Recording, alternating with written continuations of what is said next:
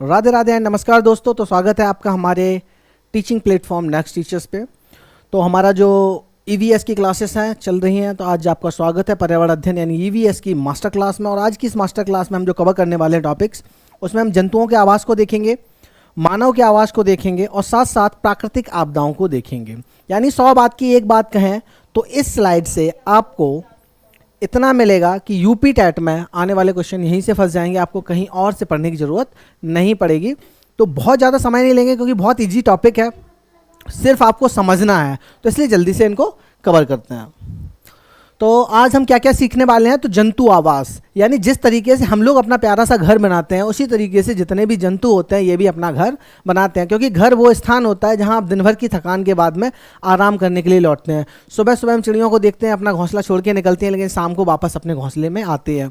कुछ ऐसे भी होते हैं जिनके खुद के आवास नहीं होते हैं, वो दूसरों के आवास में रहते हैं। जैसे आपने बंदरों को देखा होगा, बारिश के मौसम में इधर उधर घरों में घुसे हुए आपको दिखाई देते हैं। तो ऐसे ही हम कुछ जंतु आवासों के बारे में देखेंगे कि विभिन्न प्रकार के पक्षी होते हैं या कीट होते हैं, उनके जो विशेष तरीके के घर होते हैं उनको क्या कहते हैं, क्या नाम होते हैं। जैसे सांप जिसमें रहता है तो उसको बिल बोलते हैं, बामी बोलते हैं। तो इस तरीके की चीज़ों को देखेंगे।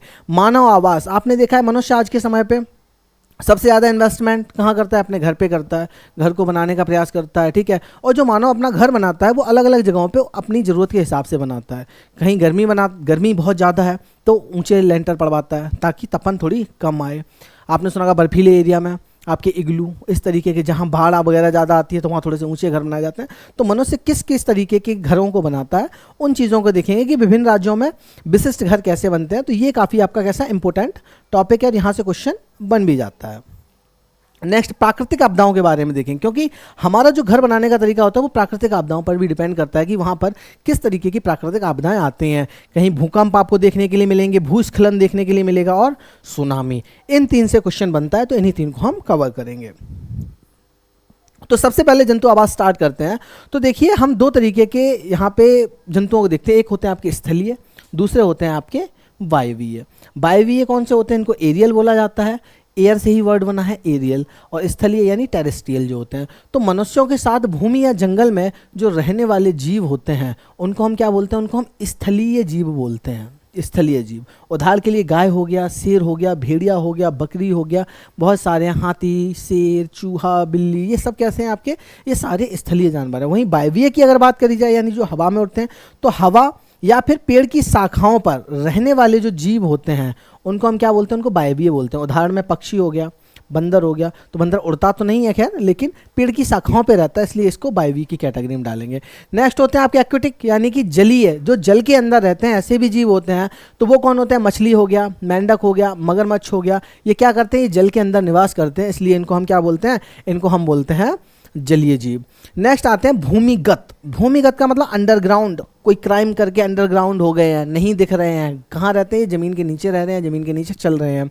तो जमीन के अंदर बिल बनाकर रहने वाले जो जीव होते हैं, जैसे चूहे हो गए, सांप हो गए, केंचुए हो गए, बिच्छू हो गए, इनको हम क्या बोलते हैं, तो इनको हम भूमिगत बोलते हैं। तो टोटल हमने 4 तरीके के जीव देखे। कौन कौन से 4 तरीके के हमने जीव देखे, हमने स्थलीय जीव देखे, हमने वायवीय जीव देखे, जलीय जीव देखे और अंडरग्राउंड जीव देखे।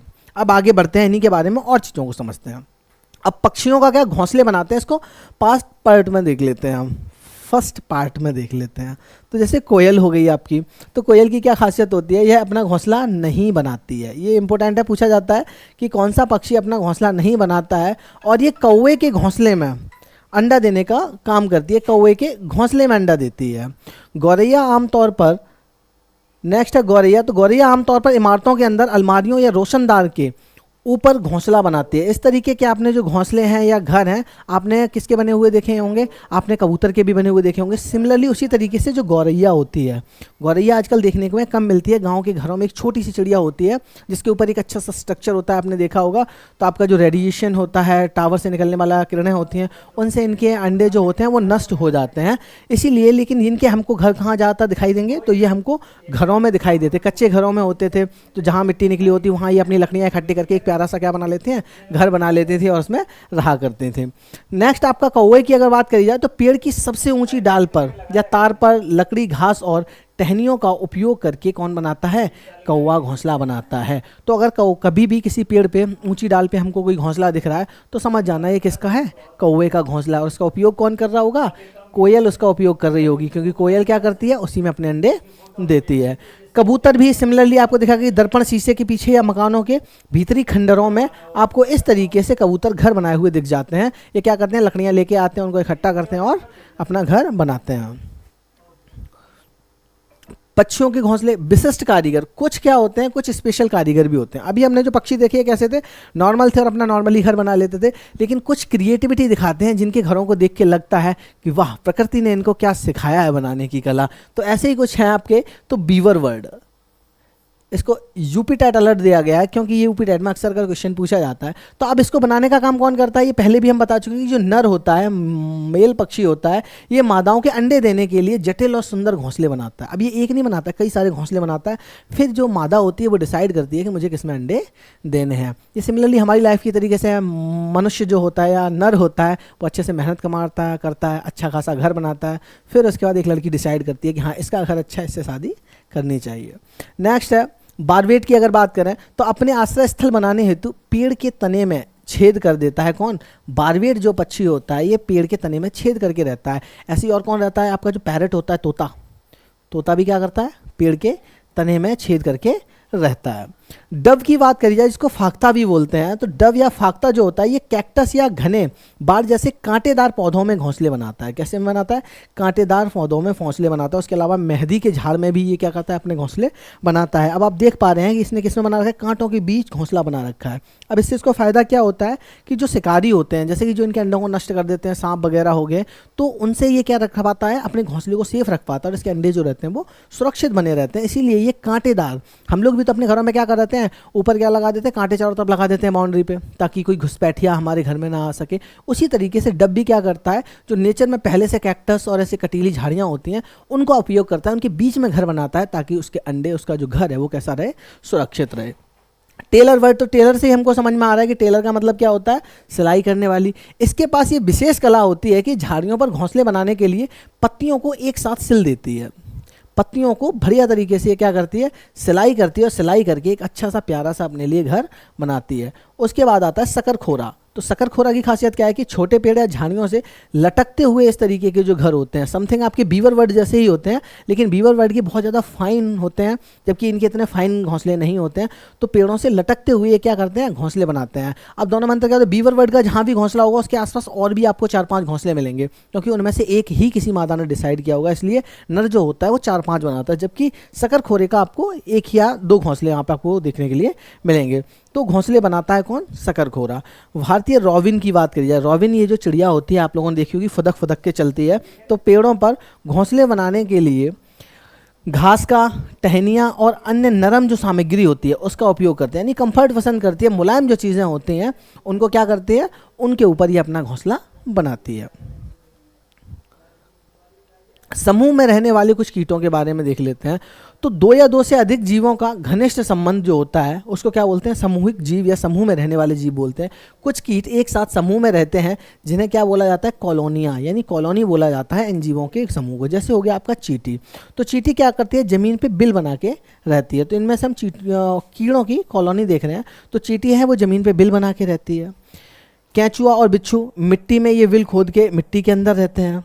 उसके अलावा मकड़ी जो होती है, तो मकड़ी क्या करती है, मकड़ी जाल बना के रहती है। आपने एक ही जाल में कई सारी मकड़ियों को देखा होगा, तो ये भी क्या ग्रुप में रहते हैं। टर्माइट यानी दीमक जो आपकी होती है, दीमक के बारे में पूछा जाता है काफ़ी।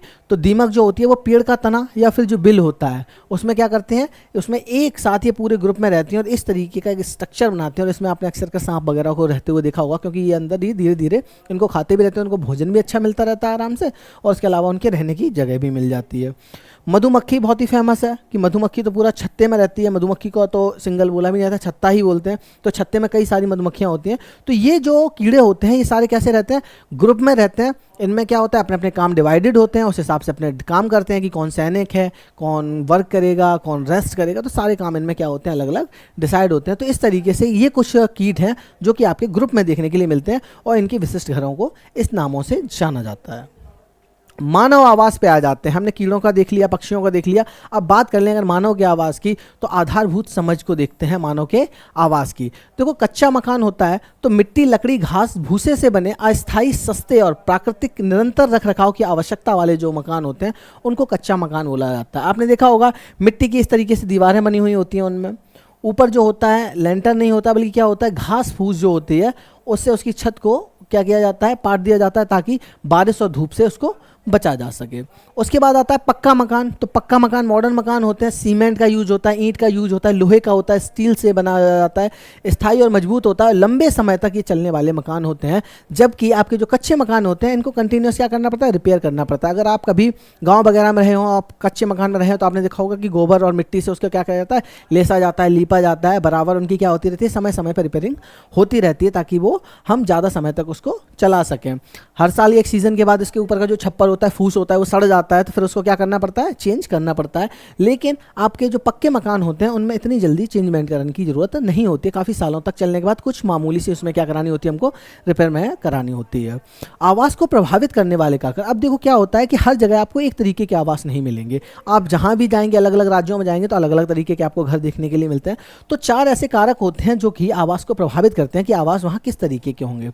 सबसे पहला होता है भूगोल, यानी पहाड़ में अलग तरीके के, रेगिस्तान में अलग तरीके के और मैदानों में आपको अलग तरीके के आवास देखने के मिलेंगे। यानी कि जो भौगोलिक यानी कि फिजिकल स्ट्रक्चर जो होता है, यानी ज़मीन की जो संरचना होती है वो प्रभावित करती है। अगर आप पहाड़ी क्षेत्र में जाएंगे तो अलग तरीके के आवास मिलेंगे, पठारी क्षेत्र में जाएंगे तो अलग मिलेंगे, मैदानी क्षेत्र में आपको अलग तरीके के आवास देखने के लिए मिलेंगे। वहीं जलवायु भी प्रभावित करती है कि जहाँ सर्दी ज़्यादा रह रही है तो वहाँ घर कैसे होंगे, बारिश ज़्यादा रह रही है तो ढालू छत बनाई जाती हैं, या बर्फ़ ज़्यादा गिर रही है तो ढालू छत बनाई जाती है ताकि बर्फ़ और जो पानी है वो ना टिक सके।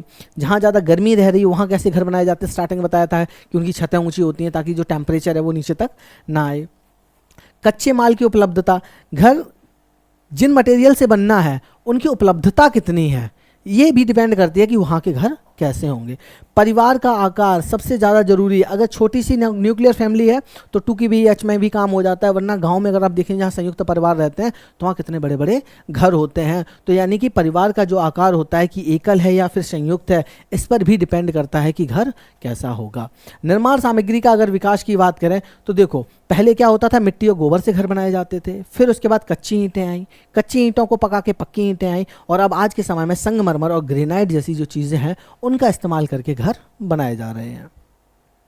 भारत के विशिष्ट घर यानी राजस्थान और लद्दाख की हम तुलना करेंगे। राजस्थान एक ऐसी जगह है जहां बहुत गर्मी पड़ती है, लद्दाख एक ऐसी जगह है जहां बहुत सर्दी पड़ती है, तो इनकी ज़रा तुलना कर लेते हैं। तो राजस्थान के अगर घरों की बात करी जाए तो राजस्थान में घर आपको मिट्टी के घर देखने के लिए मिलेंगे। अब मिट्टी के घर बनाने का कारण क्या है, ऐसा नहीं है कि इनके पास पैसे नहीं है, पैसे भी हैं, लेकिन फिर भी लोग मिट्टी के घर बनाना पसंद करते हैं क्योंकि ये गर्मी से बचाने के लिए बहुत मोटी दीवारें बनाई जाती हैं। इनकी मिट्टी की जो दीवार होती है वो काफ़ी मोटी बनाई जाती हैं, और जो कीचड़ होता है यानी मड होता है जिसको मिट्टी सान के बनाई जाती हैं, तो इतनी ये मोटी दीवारें होती हैं कि ये गर्मी को क्या करते हैं, अंदर जाने नहीं देती हैं। कटीली छतें झाड़ियों से बनी होती हैं। इनकी जो छतें होती हैं वो कैसी, कटीली झाड़ियों से बनाई जाती हैं। दीमक से बचने के लिए नीम और कीकर की लकड़ी का प्रयोग कीड़ों को दूर रखने के लिए गोबर और मिट्टी से लिपाई की जाती है। यानी इसमें जो लकड़ी यूज़ होती है वो नीम की और कीकर की यूज़ की जाती है क्योंकि इनमें बहुत जल्दी कीड़े नहीं लगते हैं। उसके अलावा गोबर और मिट्टी से इसकी रेगुलर क्या करी जाती है, लिपाई की जाती है। तो इस तरीके के घर कहाँ हमें देखने के लिए मिलेंगे, जहाँ पे गोबर और मिट्टी से लिपाई की जाती हो, छत कटीली झाड़ियों से बनी हुई हो, दीवारें मिट्टी की बनी हुई हो, तो वो राजस्थान राज्य है। अब लद्दाख में आ जाते हैं तो लद्दाख में क्या है, सर्दी बहुत पड़ती है, तो यहाँ पे पत्थर के घर हमको देखने के लिए मिलेंगे। 2 मंजिला पत्थर के घर होते हैं जो मोटी मिट्टी और चूने की परत से ढककर बनाए जाते हैं। फर्श या छत लकड़ी के बने हुए होते हैं। फर्श और छत को कैसा बनाया जाता है, लकड़ी का बनाया जाता है। भूतल पर खिड़कियां नहीं होती हैं। यहाँ जो नीचे का हिस्सा होता है इस पर खिड़कियां नहीं होती हैं, फिर भी दिखा दी गई हैं, लेकिन यहाँ खिड़कियां नहीं होती हैं। सर्दियों में जानवर और इंसान रहते हैं। छत का उपयोग फल और सब्जियां सुखाने के लिए किया जाता है। जो यहाँ टॉप होती है, छत होती है, इसका उपयोग किसके लिए किया जाता है, तो फलों को और सब्जियों को सुखाने के लिए किया जाता है। नीचे का जो फ्लोर होता है उसमें खिड़कियां नहीं होती हैं, उनमें जानवरों को रखा जाता है। बेसिकली ह्यूमन जो होता है वो मिडिल एरिया जो होता है यानी सेकंड फ्लोर जो होता है उस पर रहता है। भारत के विशिष्ट घर, अब असम और कश्मीर या फिर मनाली के घरों की थोड़ी सी देख लेते हैं। तो असम में अगर जाएंगे तो वहाँ पे हमको सिल्ट घर देखने के लिए मिलेंगे। तो स्टिल्ट घर क्या होते हैं? तो स्टिल्ट घर भारी बारिश के कारण बांस के 10 से 12 फीट यानी 3.5 से 5 मीटर ऊंचे खंभों पर ये बनाए जाते हैं, क्योंकि जब बारिश ज़्यादा होती है तो बारिश का पानी नीचे भर जाता है, तो वो घर में ना आए, सामान को ना खराब करे, इसलिए स्टिल्ट घर बनाए जाते हैं, जो कि हमको आसाम और मेघालय में देखने के लिए मिलेंगे। क्योंकि आपको पता भी होगा मासेराम मेघालय और चेरापूंजी मेघालय में पड़ता है, तो यहाँ बहुत ही ज़्यादा क्या होती है? बारिश होती है। घर अंदर से भी लकड़ी विशेषकर बांस के बनाए होते हैं, क्योंकि इस क्षेत्र में बांस आसानी से उपलब्ध होता है। अभी हमने एक टाइप पढ़ा था उपलब्धता, तो यहाँ पे बांस से बनाए जाने का कारण क्या है? क्योंकि बांस की यहाँ काफ़ी क्या है? उपलब्धता है। और ऊंचाई पे क्यों बनाए जा रहे हैं? क्योंकि यहाँ बारिश बहुत ज़्यादा होती है। श्रीनगर की बात करें, मनाली की बात करें, तो यहाँ लकड़ी और पत्थर के घर हमको देखने के मिलेंगे। तो अधिक वर्षा और बर्फबारी वाले इलाकों में ढलानदार छतें बनाई जाती हैं। ये बताया था कि जहाँ ज़्यादा बारिश हो वहाँ भी ढलानदार छत होती हैं, ताकि बारिश का पानी रुके नहीं। उसके अलावा जो आपके जहाँ बर्फबारी ज़्यादा होती है वहाँ भी कैसी छतें बनाई जाती हैं? ढलानदार छतें बनाई जाती हैं, ताकि जो बर्फ़ होती है वो उसके ऊपर टिके ना। इसे मेहराब बनाया जाता है। दरवाजे और खिड़कियों पर बेहतरीन नक्काशी की जाती है। दरवाजे और जो खिड़कियाँ होती हैं इन पर नक्काशी कैसी होती है? बहुत अच्छी की जाती है। डब जो होता है श्रीनगर के पुराने घरों के बाहर की ओर निकली हुई जो अनोखी खिड़कियाँ होती हैं, बाहर की तरफ जो निकली हुई खिड़कियाँ होती हैं, जैसे खिड़की हैं तो ये बाहर की तरफ अगर निकली हुई खिड़की जो है तो इसी को क्या बोला जाता है? इसको डब बोला जाता है। इसको आप इंपॉर्टेंट मार्क कर लीजिएगा कि जो डब वर्ड है वो किससे संबंधित है। तो डब वर्ड जो है वो श्रीनगर और मनाली में बनाए जाने वाले जो घर होते हैं, तो उनकी जो पुरानी खिड़कियां या दरवाजे होते हैं उनके बाहर जो निकला हुआ एरिया होता है उसको हम क्या बोलते हैं? उसी को हम डब बोलते हैं। घूमंतु और विशेष आवास, यानी कि कुछ ऐसे आवास जो घूमंतुओं के लिए होते हैं। घूमंतु मतलब नोमैड्स, काम की तलाश में इधर उधर भटकने वाले, यानी स्थायी आवास नहीं होते हैं। तो चांगपा जनजाति द्वारा याक के बालों से बना शंक्वाकार टेंट जानवरों भेड़ बकरियों के रखने की पत्थर की जगह को लेखा कहते हैं। यानी कि इस तरीके के हमको घर कहाँ पे देखने के लिए मिलेंगे? तो हमको इस तरीके के घर जो हैं वो हमको देखने के लिए मिलते हैं लद्दाख में। कहाँ मिलेंगे? लद्दाख में। यहाँ पे मेंशन है, तो इसको रेबो बोला जाता है, रेबो। तो ये घर हमको लद्दाख में देखने के लिए मिलते हैं। और ये किससे बनते हैं? याक के बालों से क्या बनाते हैं? ये शंक्वाकार टैंक बनाया जाता है, जोकर की टोपी की तरीके से टेंट बनाया जाता है। और ये क्या होते हैं? ये उन लोगों के लिए होते हैं जिन लोग भेड़ बकरियाँ चराते हैं और उनको लेके इधर उधर घूमते रहते हैं, और ये अपने क्या बनाते हैं? अस्थायी घरों को बनाते हैं। और जानवरों को रखने के लिए पत्थरों की जगह बनाते हैं, यानी इस तरीके से एक बाड़ा बनाया जाता है पूरा पत्थरों से, जिसके बीच में ये जानवरों को सेफ रखते हैं। तो उसको क्या बोला जाता है? उसको लेखा बोला जाता है। टेंट हाउस, तो प्लास्टिक और कपड़ों से निर्मित पर्वतारोही जो होते हैं 40% तक गर्मी को नुकसान से रोकने के लिए डबल लेयर इंसुलेशन का इस्तेमाल करते हैं। आपने देखा हो जो पर्वतारोही होते हैं, जो पर्वतों में घूमने जाते हैं, ये लोग अपने साथ एक बड़ा सा बैग लेके जाते हैं, तो उसमें इनके इस तरीके के टेंट हाउस होते हैं, जिनको ये क्या करते हैं? टेंट को इस तरीके से सेट करके अपने रात को गुजारने के लिए जगह तैयार कर लेते हैं। अब ये क्या करते हैं? इंसुलेशन लेयर जो होती है इसमें लगाई जाती है, ताकि अगर रात में टेम्परेचर जो है बहुत ज़्यादा ठंडा भी हो रहा है पहाड़ों पर, तो अंदर गर्माहट बनी रहे। तो टेंट हाउस बेसिकली कौन यूज़ करता है? तो आपके जो पर्वतारोही होते हैं वो यूज़ करते हैं। और ये किसके बने होते हैं? तो प्लास्टिक और कपड़े के बने हुए होते हैं। अंदर से प्लास्टिक, ऊपर से कपड़ा लगा हुआ होता है। इग्लू की बात करी जाए तो इग्लू से आप भली भांति परिचित हैं। एस्किमो शिकारी जो होते हैं, एस्किमो जनजाति होती है जो, उसके जो शिकारी होते हैं वो बर्फ़ का घर बनाते हैं। अब बर्फ़ की दीवारों के अंदर गर्मी को बाहर जाने से रोकती है। आकार इसका अंडाकार होता है, इस तरीके से आपको दिख रहा है। तो ये बर्फ़ की दीवारें क्या होती हैं? वो गर्मी को बाहर जाने से रोकते हैं, इसलिए अंदर इसमें क्या रहती है? काफ़ी गर्मी रहती है। कारवां, तो कारवां क्या? पहियों पर चलने वाले जो घर होते हैं, यानी खानाबदोश लोग के द्वारा समूह एक स्थान से दूसरे स्थान तक यात्रा के लिए प्रयोग किया जाता है, तो ये कारवां होते हैं। आपने देखा होगा लोहे पीटने वाले जो होते हैं, लोहे के जो आपके औजार वगैरह बनाते हैं, तो ये पूरा ग्रुप में चलते हैं। इनके साथ बैलगाड़ी होती है, गाड़ियाँ होती हैं, उसमें क्या होता है? इनका पूरा सामान होता है। जहाँ जब तक काम होता है वहाँ पर अपना डेरा डाल के रखते हैं, फिर उसके बाद ये आगे बढ़ जाते हैं। यानी बंजारे टाइप के जो लोग होते हैं तो वो कारवां में चलते हैं। जलीय और शहरी आवासों को देख लेते हैं। तो आपके हाउस बोट जो होते हैं, हाउस बोट हमको जल में देखने के लिए मिलेंगे। बोट वर्ड से ही पता चल रहा है कि पानी के ये हाउस होंगे। तो केरल और कश्मीर में पाए जाते हैं। आप याद रखेंगे कि हाउस बोट कहाँ देखने के लिए मिलेंगे? तो केरल और कश्मीर में। कश्मीर में स्पेशल आपकी जो डल झील है उसमें देखने के लिए मिलते हैं। 80 फीट तक ये लंबे होते हैं। लकड़ी की शानदार नक्काशी को खत्म बंद कहा जाता है। इसको इम्पोर्टेंट कर लेंगे कि आपके जो हाउस बोट होते हैं उन पे जो लकड़ी की नक्काशी की जाती है उसको क्या बोलते हैं? तो उसको बोलते हैं खत्म बंद, यानी कि उसके अंदर जो नक्काशी है उसको कम्प्लीटली ख़त्म करके बंद कर दिया गया है। अब उसमें कोई काम नहीं होगा, आराम से आप बोट हाउस में घूमिएगा। तो इसको खत्म बंद बोलते हैं जो उस पर नक्काशी होती है। डोंगा क्या होता है? तो डोंगा हमारे ग्रामीण क्षेत्र में भी आपने देखे होंगे कि छोटी सी इस तरीके की नाव जो होती है तो उसको क्या बोलते हैं हम? उसको डोंगा बोलते हैं। जो सिंघाड़ा वगैरह तालाब से तोड़ने के लिए यूज़ किया जाता है तो वो भी एक तरीके का डोंगा ही होता है। तो श्रीनगर की डल और झेलम नदी में बिना नक्काशी वाली जो नाव होती है, अंदर से अलग कमरों वाली एक साधारण घर जैसी जो नाव होती है, इस तरीके के आपने देखे होंगे ये। तो ये क्या होते हैं, ये आपके डोंगा बोले जाते हैं, जो कि आपका विहार करने के काम आते हैं। जो नज़ारे होते हैं लेक के, उसको अच्छी तरीके से एंजॉय करने के लिए इनका उपयोग किया जाता है। गगनचुंबी इमारतें, शहरों में आपको इस तरीके की ऊंची ऊंची इमारतें देखने के लिए मिलेंगी। तो शहरों में जगह की कमी के कारण बहुमंजिला फ्लैट बनाए जाते हैं। स्टील, लोहे और सीमेंट का इनमें उपयोग किया जाता है ताकि इनको अधिक मजबूती प्रदान की जाए, क्योंकि ये काफ़ी ऊंचाई तक बनाए जाते हैं। मलिन बस्तियों की बात कर लें या रैन बसेरा की बात कर लें, तो झुग्गीदार झोपड़ियाँ जहाँ बुनियादी ज़रूरतें भी नहीं मिल पाती हैं, उन्हें रैन बसेरा या बेघरों के लिए अस्थाई आश्रय बोला जाता है। इसको रैन बसेरा तो नहीं बोलेंगे खैर, तो इनको मलिन बस्तियाँ बोलेंगे। तो मलिन बस्तियाँ क्या होती हैं, आपने ऐसी चौल देखी होंगी बड़े बड़े शहरों में, तो यहाँ बेसिक ज़रूरतें भी नहीं होती हैं, हाइजीनिटी नहीं होती, बेसिक रिक्वायरमेंट जो होती है वो सारी चीज़ें भी नहीं होती हैं। लोग क्या कर रहे हैं, बस कैसे भी करके अपना गुजारा कर रहे हैं। तो ये क्या है, आपकी मलिन बस्तियों की कैटेगरी में ये आते हैं। आपदा देख लेते हैं यहाँ पे आके कि डाइजेस्टर्स क्या होते हैं। तो एक अवांछनीय घटना है, कोई नहीं चाहता है कि कोई भी नेचुरल डाइजेस्टर हो या कोई भी घटना, दुर्घटना या प्राकृतिक आपदा आए, क्योंकि ये जन, धन और मन सभी की हानि को ये करते हैं। तो आपदाओं के अगर प्रकार की बात करी जाए तो आपदाएं दो तरीके की होती हैं। एक तो होती है प्राकृतिक आपदा, दूसरी होती है मानव निर्मित आपदा।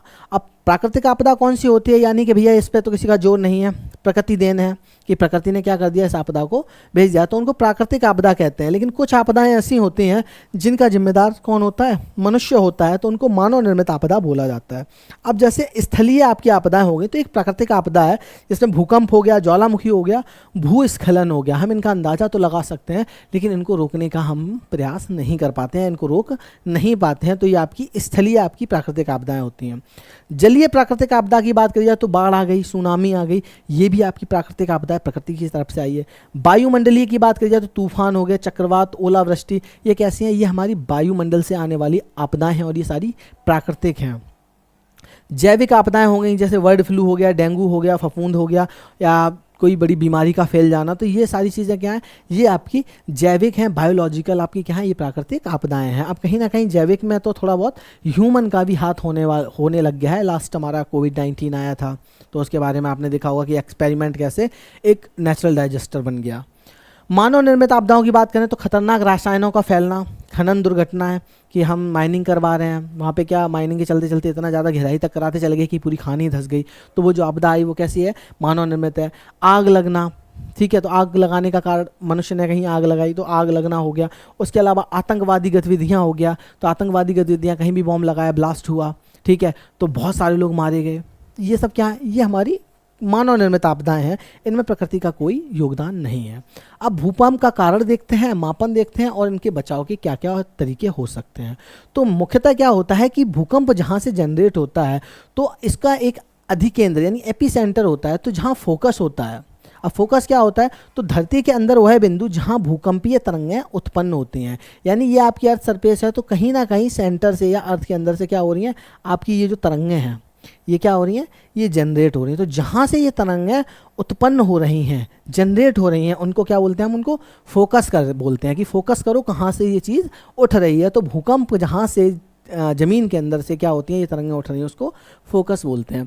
अब अधिकेंद्र क्या होता है, तो जस्ट उसके ऊपर का एरिया, तो फोकस के ठीक ऊपर पृथ्वी की सतह पर स्थित बिंदु जो होता है, इसको हम क्या बोलते हैं, इसको हम बोलते हैं अधिकेंद्र बोलते हैं। अब मापन उपकरण की बात करी जाए तो सिस्मोग्राफ, सिस्मोग्राफ जो होता है भूकंपीय तरंगों को रिकॉर्ड करने वाला एक यंत्र होता है। अभी बेसिकली क्या होता है, इसमें एक तरीके का ऐसा कांटा लगा होता है, पेपर होता है, तो जैसे जैसे तरंगें होती होती तेज तेज तेज ये चलता है, उस पर क्या होता है, पूरा ग्राफ होता है, ग्राफ से एक अंदाजा लगाया जाता है कि कितनी तरंगों की तीव्रता थी। यूपीटेट अलर्ट की अगर बात करें तो रिक्टर पैमाना यानी रिक्टर स्केल जो होता है तीव्रता मापने का पैमाना है, जिसपे 0 से 10 तक स्केल होती है, और इसका जो डेवलपमेंट या विकास हुआ था 1935 में चार्ल्स एफ रिक्टर ने किया था। चार्ल्स एफ रिक्टर ने, इसीलिए उन्हीं के नाम पे उसको रिक्टर स्केल बोलते हैं। अब भूकंप के दौरान जो सामान्य से बचाव है वो क्या कर सकते हैं कि घर के अंदर किसी मजबूत मेज या के नीचे आप छिप सकते हैं। यानी कि कोई भी ऐसी अगर भूकंप की स्थिति आ रही है तो छत गिरने का खतरा रहता है, तो कोई मजबूत जगह है जैसे आपका टेबल वगैरह, तो उसके नीचे छिप जाइए ताकि सीधे आपके सर पे चोट नहीं लगे, आपका बचाव हो सकता है। हो सके तो बाहर निकल जाइए, इमारतों, पेड़ों और बिजली की लाइनों से दूर खुले मैदान में चले जाना चाहिए ताकि आप सुरक्षित रहें। तो ये बेसिक से क्या है, बचाव है भूकंप से बचने के लिए। अब इसमें याद करने लायक पॉइंट, तो फोकस किसको बोलते हैं, तो वह जगह जहाँ से भूकंपीय तरंगें उठ रही हैं, फोकस होता है। अधिकेंद्र क्या होता है, तो फोकस के ऊपर का सतह पर वह बिंदु जहाँ जिसके नीचे क्या है, फोकस है, तो वो क्या है, आपका अधिकेंद्र है। मापन उपकरण में सिस्मोग्राफ है, तो सिस्मोग्राफ का यूज़ किया जाता है तरंगों को तीव्रता को नापने के लिए। और रिक्टर जो पैमाना होता है जिसपे 0 से 10 तक की स्केलिंग होती है। ऐतिहासिक आपदाएं और भूस्खलन देख लेते हैं। तो केस स्टडीज़ है, जैसे भुज गुजरात का एक भूकंप है। तो यूपी टेट अलर्ट है कि तिथि क्या थी आपकी, 26 जनवरी 2001 को गणतंत्र दिवस की सुबह क्या होता है, एक भूकंप आता है जिसकी तीव्रता रिक्टर स्केल पे 7.7 मापी जाती है। और इसका जो प्रभाव था वो पाकिस्तान तक इसके झटके महसूस किए गए थे। इसके अगर विनाश की बात करी जाए तो 20,000 से ज़्यादा मौतें हुई थी और लगभग 1.5 लाख से अधिक लोग घायल हुए थे। तो इतना भयानक था आपका कौन सा, भुज यानी गुजरात का भूकंप। तो यहाँ पूछ लिया जाता है भुज जो गुजरात का भूकंप है वो कब हुआ, तो इसके होने की तिथि है 26 जनवरी 2001, गणतंत्र दिवस की सुबह थी। भूस्खलन लैंडस्लाइड क्या होता है, तो ज़मीनों का खिसक जाना या पर्वतों का, पहाड़ों का अपनी जगह से चल जाना भूस्खलन होता है। इस तरीके से आपने देखा होगा पहाड़ी एरिया में अगर हम जाते हैं तो इस तरीके से पूरा पहाड़ बना हुआ है, उसकी साइड से इस तरीके से रोड गई हुई है, तो ऊपर से पहाड़ ढह जाता है, उसकी मिट्टी आगे तक आ जाती है, रास्ते को ब्लॉक कर देती है। अब इसके ऊपर यहाँ कोई घर बने होंगे तो वो भी क्या होते हैं, नष्ट हो जाते हैं। तो इसको भूस्खलन बोलते हैं। तो गुरुत्वाकर्षण के कारण मिट्टी और चट्टानों के नीचे की ओर खिसकना ही क्या होता है, आपका भूस्खलन होता है। अब प्रमुख कारण क्या होते हैं, तो वर्षा की उच्च तीव्रता, ज़्यादा वर्षा हो रही है, मिट्टी का कटाव होता है और भूस्खलन हो जाता है। खड़ी ज़्यादा ढलान है तो भूस्खलन हो जाता है। और भूकंपीय गतिविधियां जो होती हैं वो भी भूस्खलन का एक बड़ा कारण है। मानवीय कारणों की बात करी जाए तो मानवों के द्वारा वनों की जो रैपिड कटाई है उसकी वजह से भूस्खलन होता है, क्योंकि मिट्टी आसानी से कट जाती है पेड़ न होने की वजह से। खनन, ज़्यादा खनन करने से, खुदाई करने से भी क्या होता है, भूस्खलन हो जाता है। आप सुरंग पे सुरंग बनाए जा रहे हैं, ठीक है, अब वहाँ की ज़मीन कैसी होगी, थोड़ा सा लूज हो गई, तुरंत वो ज़मीन दब जाएगी और आगे क्या हो जाती है, मिट्टी मूव कर जाती है। और भूमि उपयोग पैटर्न जो होते हैं, सड़क काटना, मिट्टी का काटना जैसी अवस्थित शहरीकरण की जो गतिविधियां होती हैं वो भी भूस्खलन का एक क्या है, बड़ा कारण होती हैं। सुनामी की अगर बात करी जाए तो सुनामी जो है वो 2004 का एक विनाश देख लेते हैं। पर जापानी शब्द जो त्यू होता है उसका मतलब होता है बंदरगाह, नामी का मतलब होता है लहर। तो समुद्र तल पर भूकंप या ज्वालामुखी विस्फोट के कारण उत्पन्न जो होती हैं ऊंची ऊंची लहरें उठ के आते हैं, इनको हम सुनामी बोलते हैं। तो गहरे पानी में लहरें लंबी तरंग दैर्घ्य होती हैं, लेकिन तट उथले पानी के पास आने पर इनकी ऊंचाई भयानक रूप से क्या हो जाती है, बढ़ जाती है। तो लंबी तरंग दैर्घ्य इनकी होती है, लॉन्ग वेव्स होती हैं। आप देख रहे हैं जैसे जैसे तट के पास आ रही हैं वैसे वैसे इनकी ऊंचाई क्या हो रही है, बढ़ती जा रही है। ठीक है, आपने यहाँ देख पा रहे हैं कि समुद्र के अंदर कोई भूकंप आ रहा है, भूकंप की वजह से ऐसी परिस्थितियाँ होती हैं। तो हिंद महासागर 26 दिसंबर 2004 को क्या होती है, एक सुनामी आती है जिसकी तीव्रता बहुत ज़्यादा थी, 9.1। ये सुमात्रा इंडोनेशिया के तट पर सुबह 7:59 पे होती है। लहरों की ऊंचाई लगभग 30 फीट तक होती है। सोचिए 30 फीट ऊंची पानी की लहर है, यानी एक टावर जितनी ऊंची ऊंची लहर है, और वो लहरें सीधी चली आ रही हैं, यानी आसपास के एरिया में क्या ही तबाही मचाई होगी। भयंकर विनाश किया था, 12 देशों में लगभग 2,25,000 से अधिक मौतें हुई थी। इंडोनेशिया, श्रीलंका, भारत और मालदीव इसमें सबसे ज़्यादा प्रभावित हुए थे, यानी तटीय क्षेत्र यहाँ पे बिल्कुल तबाह हो गए थे, बहुत ज़्यादा जन और धन की हानि हुई थी। यानी कि प्राकृतिक आपदा हो या मानवीकृत आपदा हो, कोई भी आपदा हो हमेशा क्या लेके आती है, तबाही ही लेके आती है। तो आज की वीडियो में हमने आवाज़ देख ली है, आपदा देख लिया, मानव आवाज़ देख लिया। आई होप आपको ये वीडियो अच्छी लगी होगी। तो अगर आपको वीडियो अच्छी लगी है तो लाइक कीजिएगा, चैनल को सब्सक्राइब कीजिएगा और मिलेंगे अपने अगली वीडियो में। तब तक के लिए नमस्कार, जय हिंद।